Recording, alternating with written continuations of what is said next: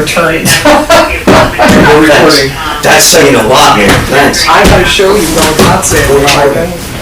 Yeah. So they have applied for a grant on roads for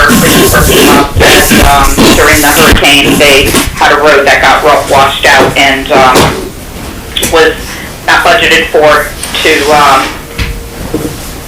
be able to have to take care of such a catastrophe, and but it was necessary, but they're still projecting at the end of the year that you would then have a profit, and if need be, it would just take away from the profit margin that you were already projecting should anything, should FEMA not come forward, correct? That is correct, because they haven't gotten back to us, they said they had to determine whether there was enough damage, dollar-wise, in the county in order for them to apply for federal funds for this area. So, yes, if nothing else comes through and there's no other place to use it, we'll take it away from the budgeted surplus.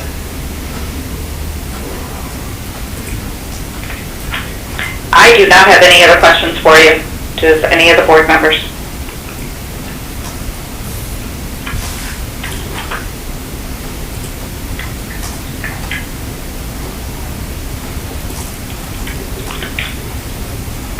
I see and hear none.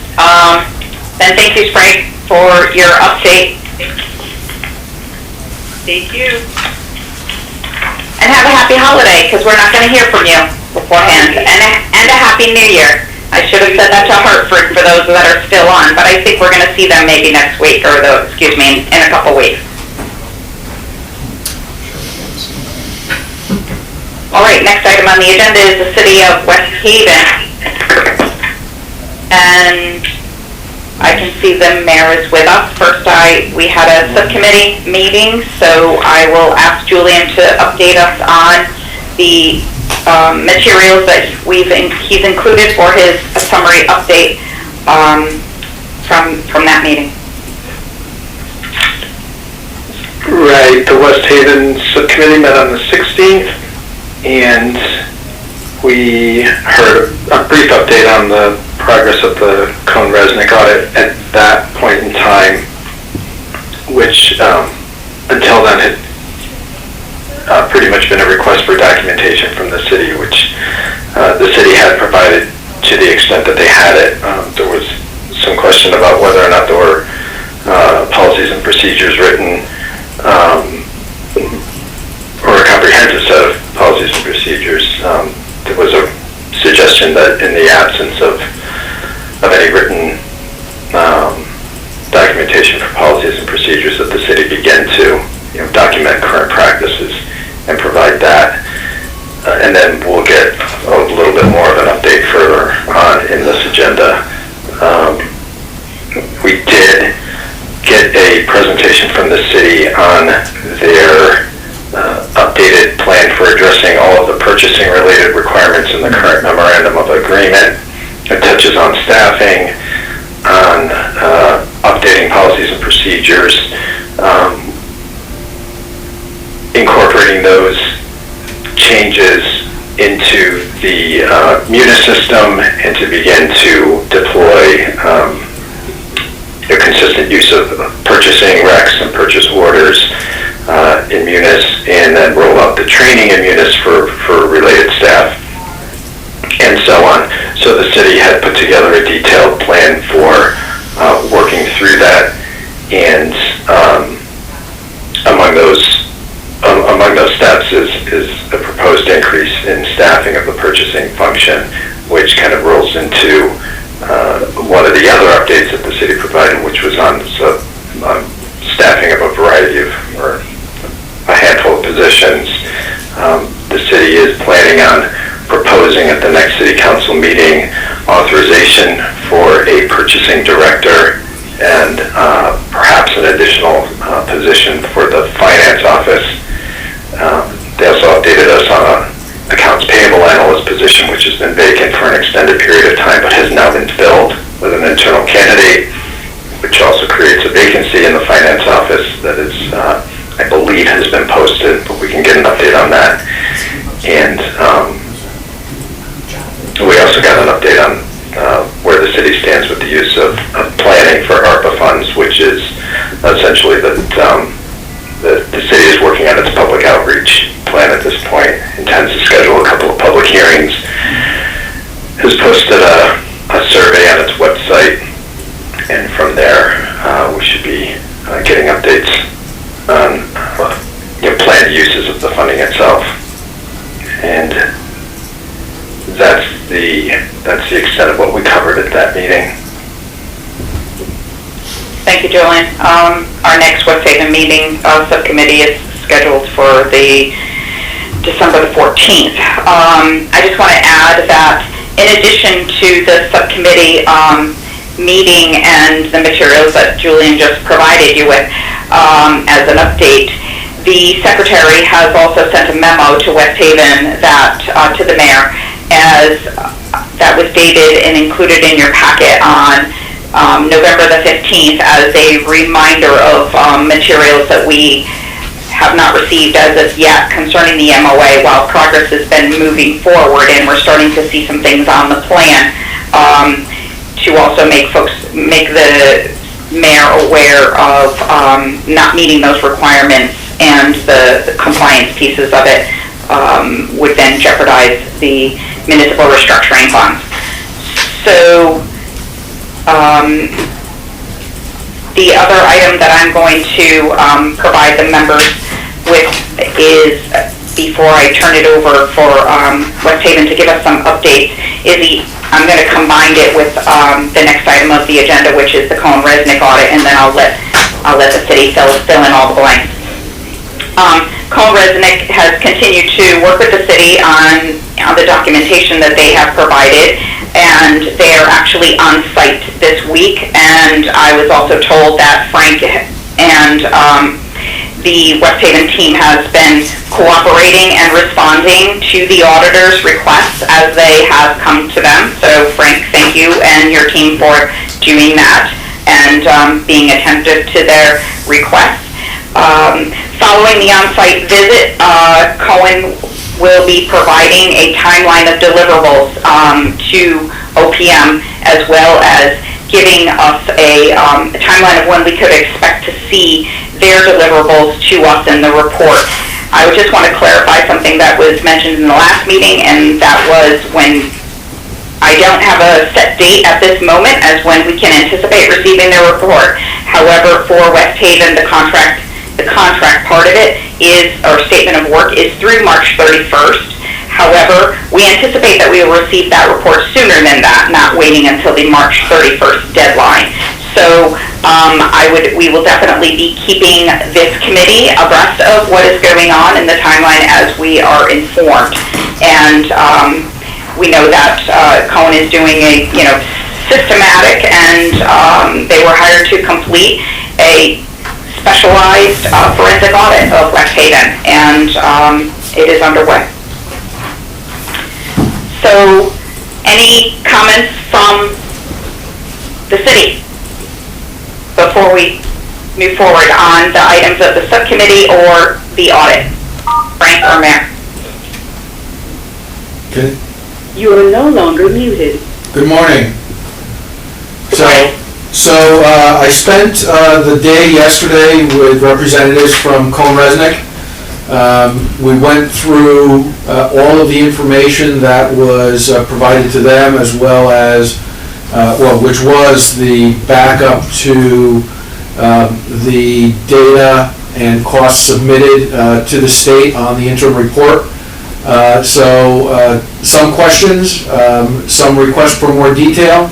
I'm very pleased that the audit is basically exactly what I had anticipated and told everyone we were going to request from CLA as part of this process. So, all of the information that we had has been provided. As we said at the subcommittee, there are gaps. There are no written policies and procedures that I could find. So we had a discussion with Cohen-Resnick yesterday on that. They are coming back this afternoon to follow up with some items and to speak with the mayor and myself. I see that Mr. Tuppy is on the call. I don't know if it would be proper for him to. I just want to say something. Okay.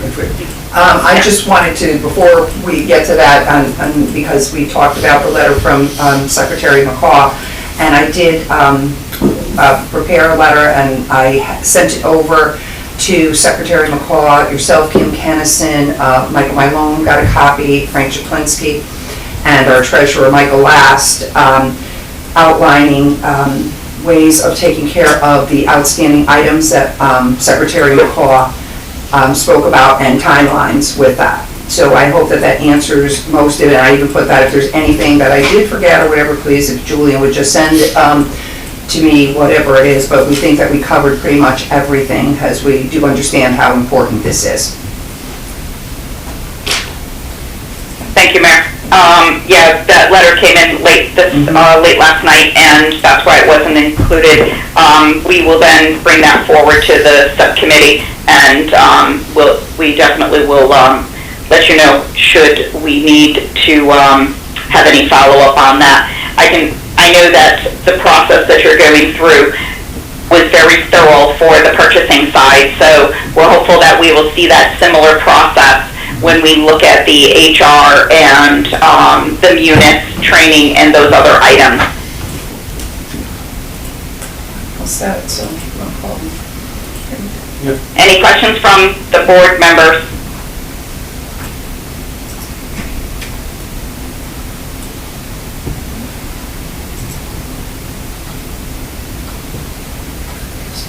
All right, then let's move on to the financials. And Mayor or Frank, could you please provide us with your monthly update on your financials for October 21st? Those materials were provided multiple times. Yes. We had a little issue there, and I don't know what caused that, but I will apologize to the board members for any confusion that this may have caused with the monthly financials. Yes, my apologies on that. That was entirely my fault. On Friday, City Hall was closed. Rather than drive in, I worked on the files from home, and in the process of that, I lost the connection and the file got corrupted. So when I rebuilt it and sent it out, I didn't realize that the revenue piece was incorrect. So apologies for that. The updated was sent last night. You should have it. It does have revised on the top of every page, so if you're not looking at a file with revised on it, you're not looking at the right one. So again, apologies for that. So for revenues, you can see on a year-to-date basis, we are higher to prior year.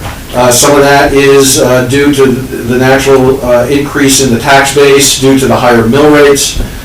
We did have a sale of property that was recorded this month. There were two pieces of land that were sold. The value is roughly $500,000 on that.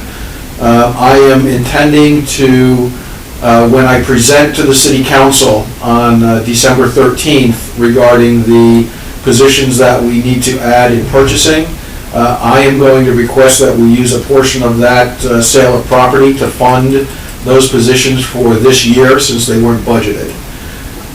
The impact of the property transfers, as you know, that we had an increase in the fees related to property transfers that went into place this year. That has generated roughly $300,000. And the increase in the pilot formula for the city resulted in roughly $1.5 million increase over what it was last year. So on an absolute basis, higher than last year. Revenue collections from the taxes are in line. We don't see any issues there. As far as the forecast on the revenues go, I'm actually holding the recording fees at budget, even though at the first 4 months, my timing algorithms would suggest that it's going to come in actually higher than that at year end. So as we move forward in the year, at the 6-month mark, I'll take another look at it and adjust the year-end projections as needed for that. Park and rec fees, you can see that we actually reduced that from the budget. All of the summer programs We did not actually charge the community for that. The city ended up reimbursing last year any monies that we took in. We have not charged for the summer programs for this year. So I'm reflecting a reduction in that, and minor movements in the other line items within revenues. So no significant issues there. We're projecting at this point to end up probably 1.8 million in revenues higher than the budget. On the expenditure side, all of the lines are primarily in line with where we need to be. Public Works looks like it's starting to be a problem. They've got some runaway overtime there, so I've started an analysis on that, so I can give that to the mayor and to the Public Works director. But if the timing is consistent with prior years, it would represent a significant overrun on their budget as far as overtime goes. Savings in other departments partially offset that issue, but not completely. We are still projecting a surplus for the year of roughly $1.7 million, and that, of course, is driven completely by the pilot funds and the sale of assets.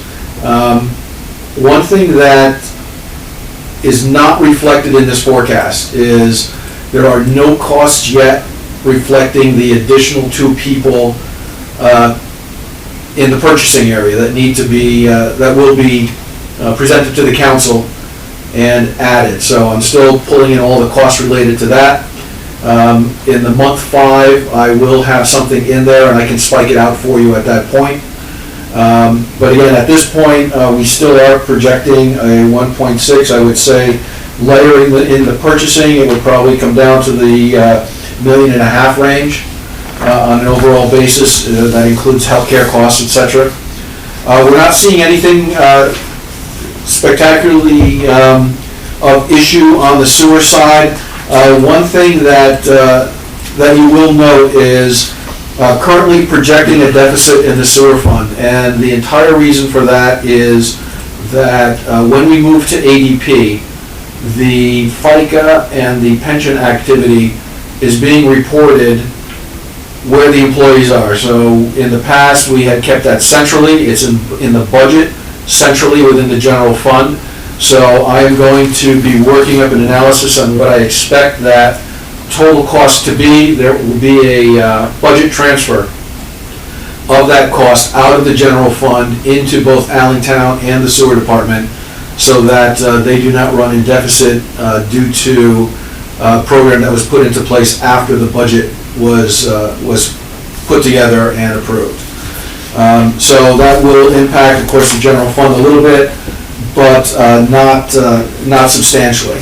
Allentown, we are projecting a favorable result of the year, a surplus of roughly $800,000, and you can see that is being driven by the additional pilot monies as well that were allocated to Allentown that were not included in the budget. So favorable on that side. They are moving forward with the purchase of their engine. It is expected to be in, I believe, within 12 months. And I will double check that just in case I'm misspeaking there, but I believe the engine has been ordered. The anticipation for that is, as there was a line item in the fiscal 21 budget related to capital that was not used, that was related to the truck, the city portion of that payment not covered by the FEMA grant received will come from their fund balance. So it will not flow through their operating costs this year, since it was recognized last year. So that's the update on the financials for the city, and I welcome any questions. I have one question. When you move the budget for the FICA on the benefit lines, I'm assuming into each one of the prospective areas, I'm assuming that impact should cover the shortfalls, no? It will. Okay. It will. Okay, very good. I don't know whose hand went up first, so I apologize. Bob, I'll reach to you first. Great, I'm sure my hand was up first. You told me that in your gestures. Okay, Frank, you're going to the council the day before the subcommittee meeting, and you're asking for money for FY22 for the 2 purchasing positions. Is that correct? That's correct. I'll be presenting to them a proposal for a purchasing director, as well as if we need to increase the current position that's there, that will be included. There is currently one position that will become a buyer, but I'm also going to be requesting an additional junior accountant because the finance department is so understaffed. Okay, and will there be any other positions in order to comply with the MOU that, MOA, I guess, that you will have to go back for? In other words, will you have to go back to the council for other positions? Not in finance, as far as I know. Anywhere, I mean, based on the MOA, I'm having trouble keeping the charts of, you got HR, you got purchasing, you've got, finance. I believe that the only position in HR that still needs to be filled is the HR generalist. They have posted for that, and they're receiving resumes in for that as we speak. And that's a budgeted position, so you don't need council approval. That is correct. Okay. So to your point, I don't believe that there are any unbudgeted positions at this point that need to be filled. Okay, and so that for FY23, you'll just include those positions in the budget, and you won't have to go back to the council for any other adjustment. That is correct. Okay. And I have asked the other department heads, where I put together an appropriate request form so that each department head will submit to me for the fiscal 23 budget any additional headcount that they feel is required, along with the annual cost, the duties of that person, and a brief justification as to why they need to be hired. Okay. Do you expect that there'll be any issues before the council? Given past history, I suspect that there will be pushback, but I think that depending on how well the department heads put together their justifications, that will make that fight easier. Okay, I mean, and I just throw this out to the secretary that I think that, based on past experience with the council, who initially were slow on getting on board with the efforts the city was trying to make to, based on MARB supervision, that they seem to have come around, but if there's any foot dragging, then I would suggest that some council members be invited to a MARB meeting and explain why there may be opposition to funding positions that people think are necessary to avoid the disaster that has occurred and is against sound, practices. So, I mean, people view their duties differently, and I just think that this aspect of it has to be there. Because if the mayor, you don't have to respond to this, but if the mayor and the finance director are having trouble getting necessary positions filled, that's a problem for the MARB. I think, Mr. White, given the fact that the pilot formula has changed and that the revenues are increasing to West Haven, it would be a more difficult position for them to take to say that we cannot afford these positions anymore. Right. Okay. Can I add something? Thank you, thank you, Mr. White, and I do think that your comments were well appropriate, and I do agree with your commentary that these positions are critical and they've actually hurt the town of West Haven. Matt Brockman has his hand up as well. Mayor, Bob, I have to put your hand down. Mayor, is your comment relative to what Mr. White had just said before I move on to the board member? Yes, yes it is. I just want to say first off, so that everybody is aware, we had 3 new council people that will be sworn in on Sunday. That being said, I do believe the last few meetings that I was on, that the council has become more receptive. I don't want to speak for them. I mean, they understand, the necessity of these positions, I believe, and so I am very, very hopeful that when Frank presents everything on the 13th, that everybody will vote in favor, because these are best practices and it's something that we do need to take care of.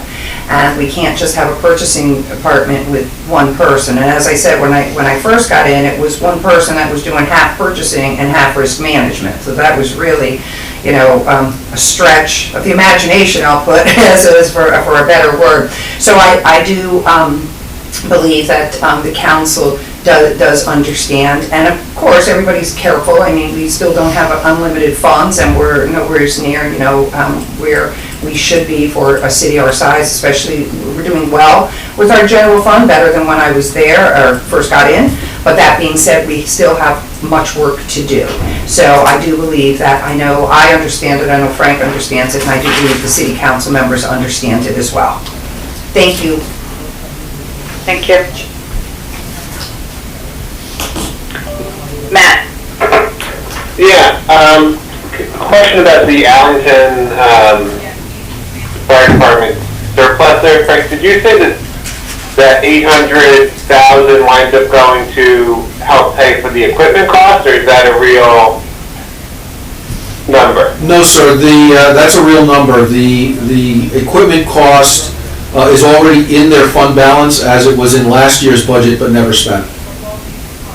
Where does at the end of the year, assuming that 800 is real, where does it go into their reserve? Or? That's correct. That will increase their fund balance. Is there any way to encourage them to sort of pre-fund their pension a little bit better, considering we could absolutely. We know that issue. Yes, absolutely, that is on the table. It's in our budget. It's been, we did have an opportunity to have extra cash that I presume all the fire districts have. Correct. That may be an opportunity. Correct. There is some additional contribution already in their budget, but as this additional money was not budgeted for, I agree. My personal recommendation would be, as we had in the past, to take at least half of it and apply it to the unfunded pension.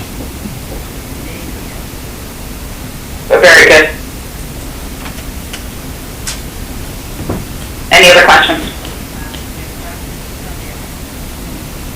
One last thing, Ms. Kennison, you had mentioned ARPA in the beginning.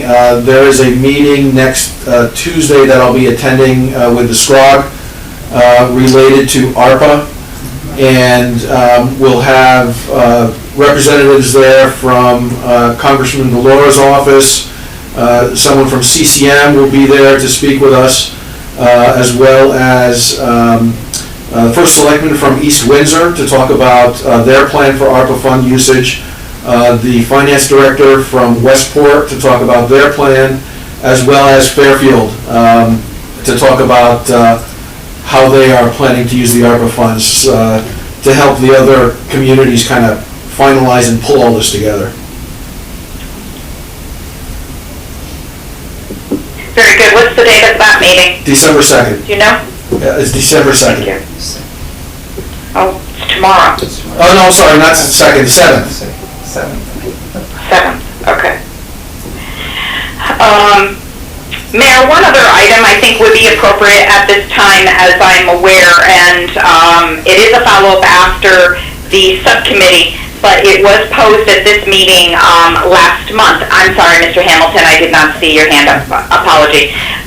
But I do think it is important for you to maybe update the committee on the work, as we heard in the last meeting that departments were giving pushback to Frank on implementing the PO policies and procedures, but I have informed that you've had a meeting to discuss this. Could you please update the committee on your meeting? We did have a meeting, actually it was the day before Thanksgiving, November the 24th. I want to say it lasted pretty close to an hour, but not quite an hour. I had all department heads there. One couldn't make it but I've since spoken with him. Everything was laid out before all the department heads.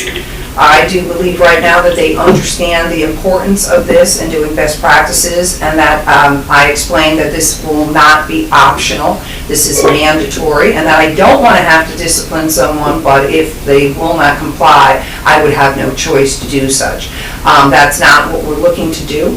We're looking to move West Haven into the right century, I keep putting it, and doing best practices and the right thing. So I did not receive any type of pushback on the meeting, and time will tell, but as everyone is aware now, this is extremely important, needs to be done immediately, and we're going to need everyone's cooperation, not just 50% or 70%, 100% cooperation to get this process in place and to keep it working.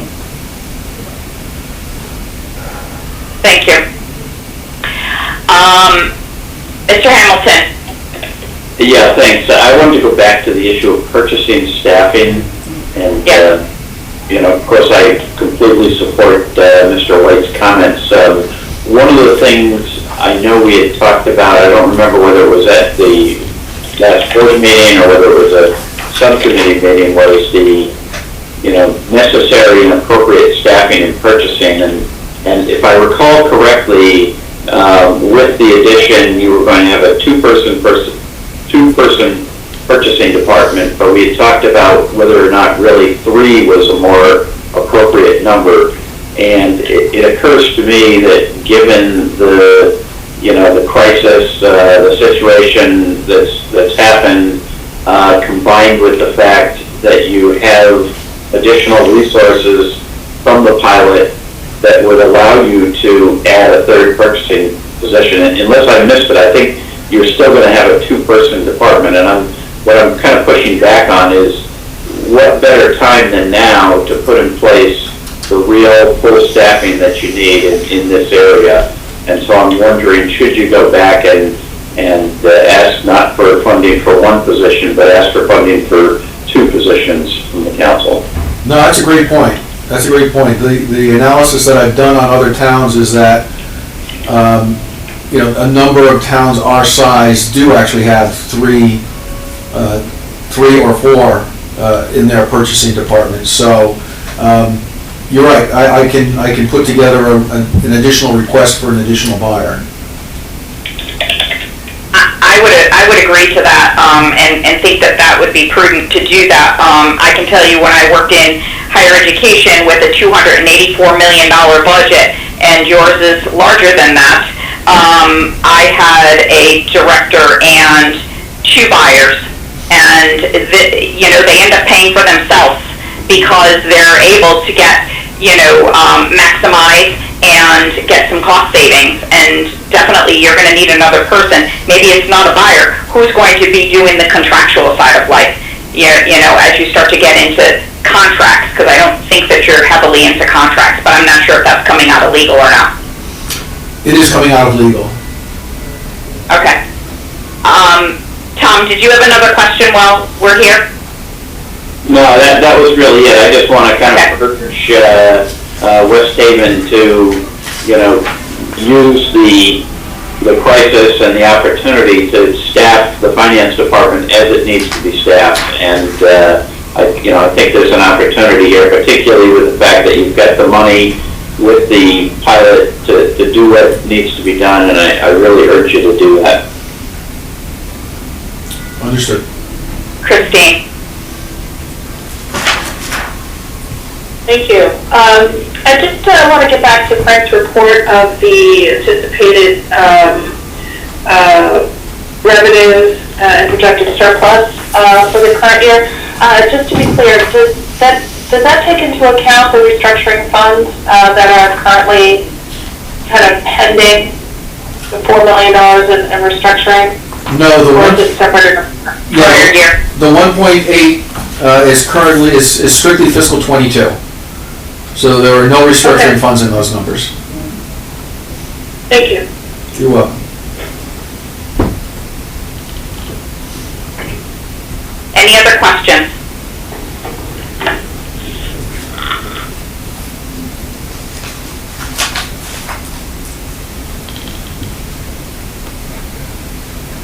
All right, I have one other comment to make, and that is to remind West Haven that there is a report and feedback that is due to our intergovernmental department at OPM, and to respond about your unspent CRF funding, and that is due on Friday, as I think every dollar is necessary, so I just wanted to bring that to your attention. Yes, I received the note from Martin, that I'm planning on taking care of that today. Thank you. All right, any other questions? Christine, your hand is up still, or is that a new one? No, okay, thank you. Then I guess we'll move on to other business. In the agenda, and included in your packet is a list of dates that would be the calendar for the new year, and wanted to share that calendar with the members and see if there are any questions.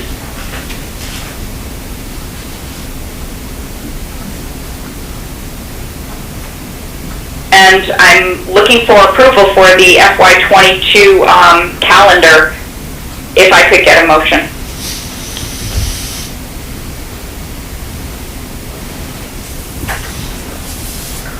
So moved, Bob White. Thank you, Bob. How about a second? Second, Tom Hamilton. Thank you, Tom. Any other discussion?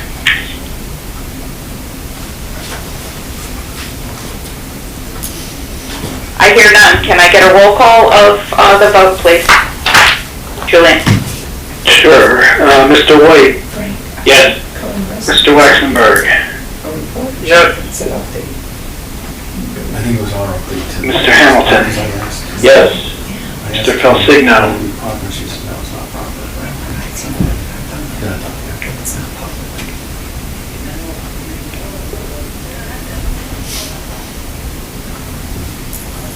Yes. Mr. Brockman? Yes. Ms. Shaw? Oh, you're on mute. And Ms. Kennison? Yes. And are there any board members I didn't mention that are on the call? Okay, that's everybody. All right, thank you. The calendar has been approved for 2022. And the next item on the agenda is discussion around our subcommittee panel. And as it exists today, this is the one time a year that we decided that we would take the opportunity, should anybody want to make any changes within subcommittee, and otherwise it stays as it is. Any discussion?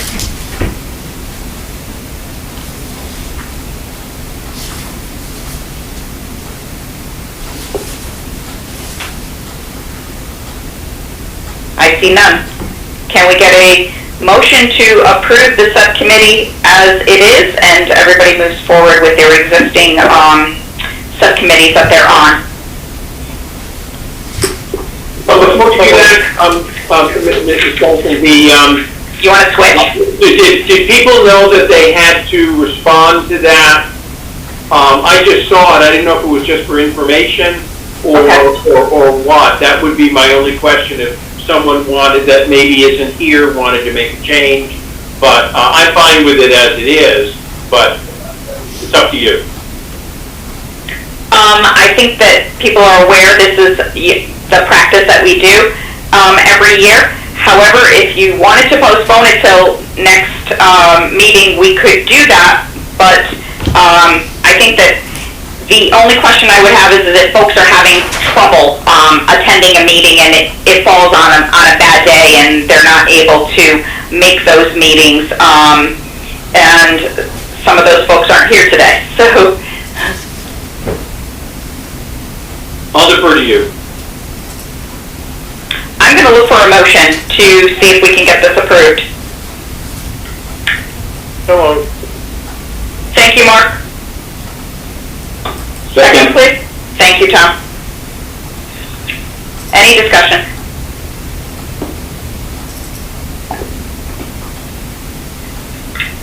I hear none. Can I get a roll call, please? Mr. White, Yes. Mr. Waxenberg, Yep. Mr. Hamilton, Yes. Mr. Felsigno, Yes. Mr. Brockman, yeah. Ms. Shaw, Yes. and Ms. Kennison. Yes. And are there any board members I missed? Then that's everybody. All right, thank you. Then the subcommittees are ready to go forward as they stand for the next calendar year. Thank you, everyone. And I have nothing else on the agenda. If anybody has anything else that they need to add. Oh, Matt, is your hand up? Yeah, can I ask one question, David? Sure. Is it possible to get any of the CRF reports that you're mentioning that our 3 towns are submitting? And I know we talked, I think, last time about the ARPA report, just to make sure that we all see everything that our 3 towns are submitting to OPM, to other divisions. I just want to make sure we're seeing it too, so that we can have all the reports in our heads. Sure. 2 of the towns are required to report on the CRF. I don't think Sprague is because it didn't fall into that category unless I'm mixing up the CRF with the ARPA. Julian? All 3 should report, all 3 should report on the CRF, and then Very good. there are different requirements for the ARPA. Sure. And the request that is in is for them to actually just make a response if they plan to use up the funding that's been allotted to them, Matt. And so their report is not due till after December 31st, so it will happen in January at the end of the year. We've asked for initial information that had to be provided in the portal just so that we could then gauge where the funds have been spent or not amongst all municipalities, but the final reports aren't really due until January. Okay. Okay? Thanks. But we will ask for that. All right. Any other comments, questions?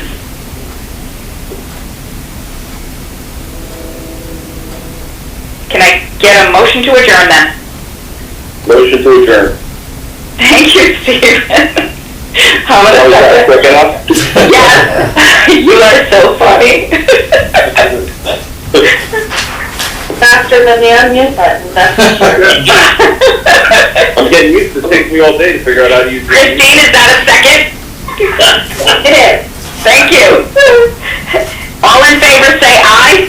Aye. Aye. Any opposed? Speak now. I hear none. So therefore, we are adjourned. Thank you all. Thank Wish you you. happy holidays if we don't see you beforehand. And be safe. Thank you, you too. Thank you. Have a Thank good you. day. Thanks. Did you get the... Got the same devices.